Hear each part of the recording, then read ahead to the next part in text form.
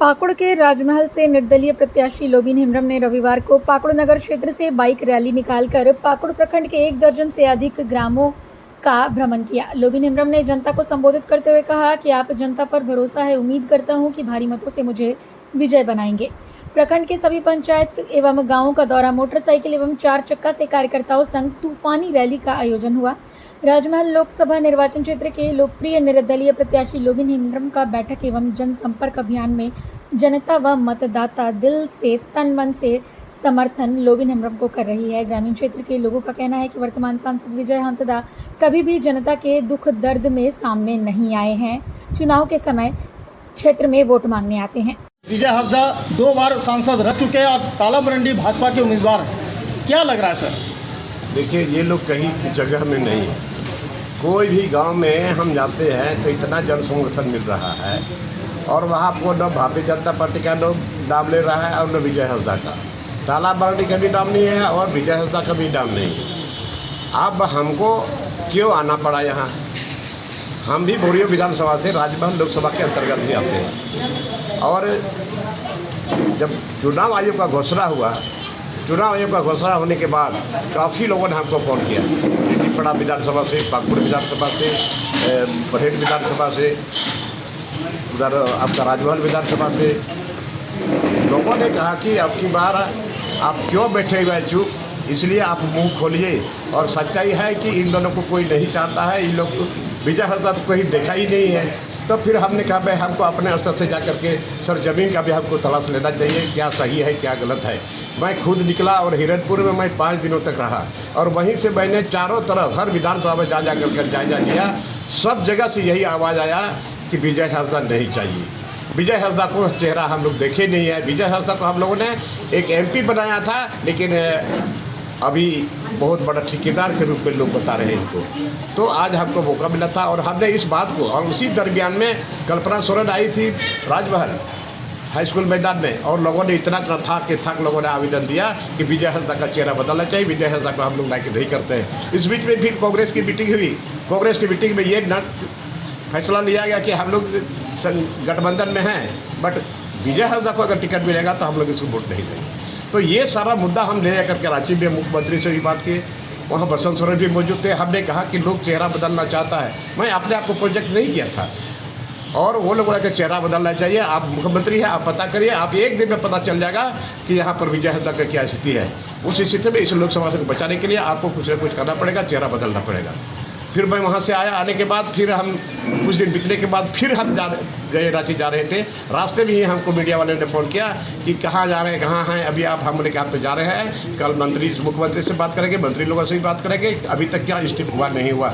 Last में लोग बताया कि कहाँ जा रहे हैं वो बेकार हो जाएगा। वहाँ विजय हंसदा को तीर्थ मिल गया और मैंने इसीलिए रांची में मैंने 4:30 बजे प्रेस कॉन्फ्रेंस करके अपने आप को डिक्लेयर कर दिया कि मैं निर्दलीय लड़ूंगा। मैं वक्त दिया उन लोगों को। हो सकता है हमको ये उम्मीद थी कि उनको बैठा करके हो सकता है हमको टिकट दे या किसी को भी टिकट दे, लेकिन ऐसा नहीं हुआ और अंततः हमको आवाम की आवाज़ पर हम मैदान में उतरे हैं और जन समर्थन मिल रहा है और हम बहुत खुश हैं और हमको लगता है कि हमारे टक्कर में दोनों में से कोई नहीं। सर एक सवाल सर, तो जनता के बीच में क्या संदेश जा रहा होगा? देखिए, अभी खास करके पूर्व मुख्यमंत्री हेमंत सोरेन के बारे में जो बोलते हैं कि यहाँ बहुत सारी योजना है, भी बहुत सारा है, लेकिन सरजमीन पर कहाँ उतरा ये योजना जो आपने बनाया है कि सरजमीन पर नहीं उतरा। आज उसका लोगों को लाभ नहीं मिल रहा है, इसलिए लोग आक्रोश में है। और खास करके विजय हंसदा के बारे में तो आप लोग बता ही दिए, विजय हंसदा को क्यों नहीं चाहते। अगर विजय हंसदा को लोग चाहता तो हमको यहाँ आने का कोई जरूरत नहीं था।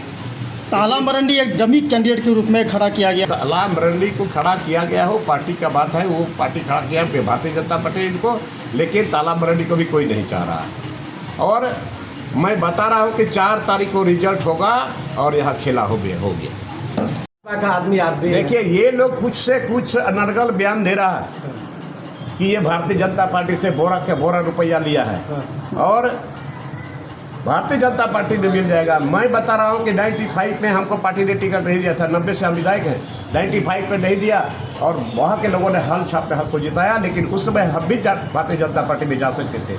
ये लोग अनगरल बयान कर रहे हैं। कभी बोलता है कि पैसा लिया है, कभी बोलता है बीजेपी में जाएगा, कभी बोलता है कि नहीं लोबिन हेम्ब्रम को ही तीर धनुष मिल गया। लोगों को बरगलाने के लिए ऐसा कर रहा है।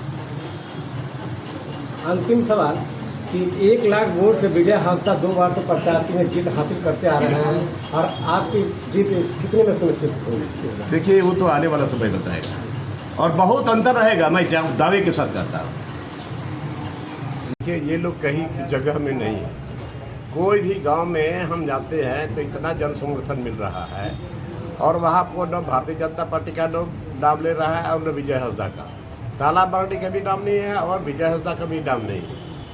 अब हमको क्यों आना पड़ा यहाँ?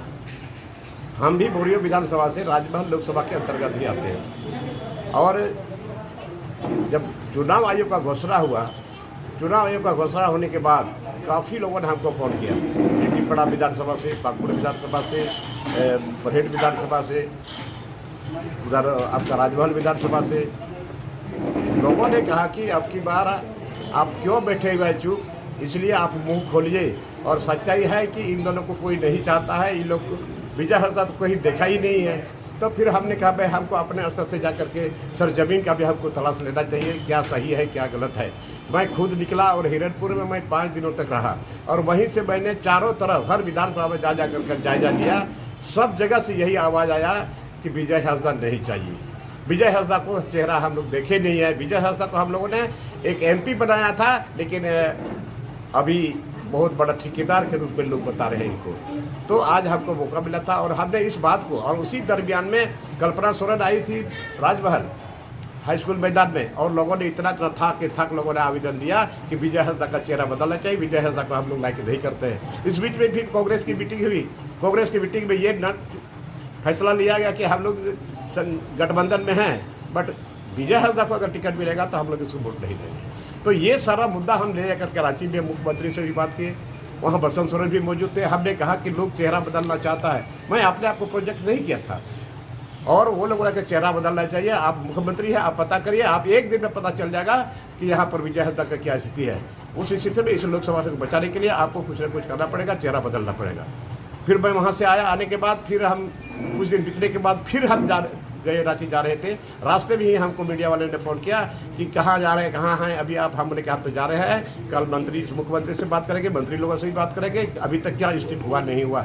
लास्ट में वो लोग बताया कि कहाँ जा रहे हैं, वो बेकार हो जाएगा। वहाँ विजय हांसदा को तीर्थ मिल गया और मैंने इसीलिए रांची में मैंने 4:30 बजे प्रेस कॉन्फ्रेंस करके अपने आप को डिक्लेयर कर दिया कि मैं निर्दलीय लड़ूंगा। मैं वक्त दिया उन लोगों को। हो सकता है हमको ये उम्मीद थी कि उनको बैठा करके हो सकता है हमको टिकट दे या किसी को भी टिकट दे, लेकिन ऐसा नहीं हुआ और अंततः हमको आवाम की आवाज़ पर हम मैदान में उतरे हैं और जन समर्थन मिल रहा है और हम बहुत खुश हैं और हमको लगता है कि हमारे टक्कर में दोनों में से कोई नहीं। अभी खास करके पूर्व मुख्यमंत्री हेमंत सोरेन के बारे में जो बोलते हैं कि बहुत सारी योजना ये भी बहुत सारा है, लेकिन सरजमीन पर कहाँ उतरा ये योजना जो आपने बनाया है कि सरजमीन पर नहीं उतरा। आज उसका लोगों को लाभ नहीं मिल रहा, इसलिए लोग आक्रोश में है। और खास करके विजय हांसदा के बारे में तो आप लोग बता ही दिए, विजय हांसदा को क्यों नहीं चाहते। अगर विजय हांसदा को लोग चाहता तो हमको यहाँ आने का कोई जरूरत नहीं था।